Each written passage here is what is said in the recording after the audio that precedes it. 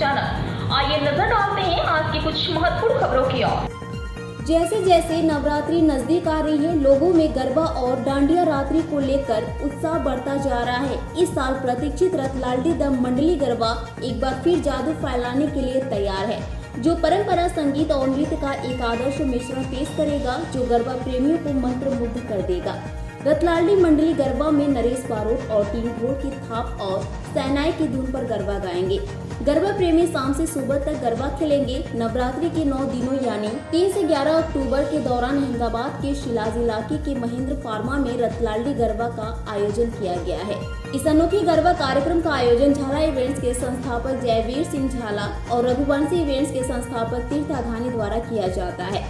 पेश अहमदाबाद से नीता लिंबाचिया की खास रिपोर्ट। तीर्थ अखाणी है અને હું પોતે રઘુવંશી ઇવેન્ટનો ઓનર છું અને અમે રાતલડી બેઝિકલી અમદાવાદની અંદર મહેન્દ્ર ફાર્મ સિલેટની અંદર ઓર્ગેનાઇઝ કરી રહ્યા છીએ।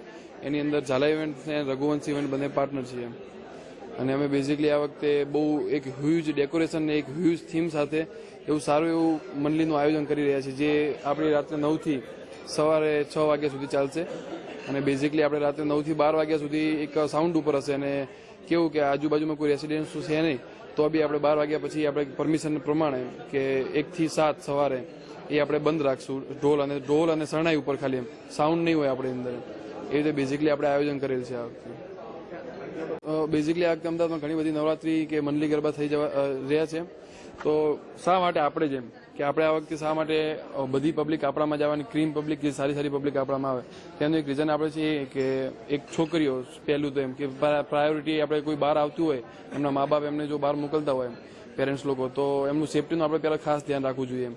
તેના સેફટી માટે આપણે ખાસ એવું સારું એવું ધ્યાન રાખેલ છે અને એક આપણે હ્યુજ ડેકોરેશન મેં જે તમને પહેલાં બી વાત કરી એકવાર એમ કે હ્યુજ ડેકોરેશન સાથે આપણે કર્યું છે આ વખતે।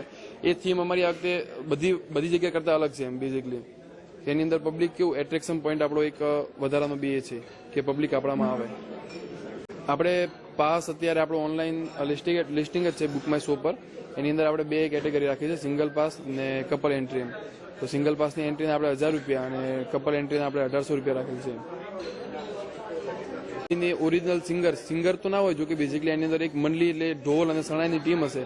હવે એ ટીમ આપણે જે મંડળીમાં 40 વર્ષથી જે થાય છે, રાધનપુરના નરેશભાઈ બારોટની ટીમ જે બહુ પ્રખ્યાત છે, 40 વર્ષથી 1978થી વગાડે છે, એમની ટીમ આપણે કરી છે અને 20 જણની એમની ટીમ કરેલી છે।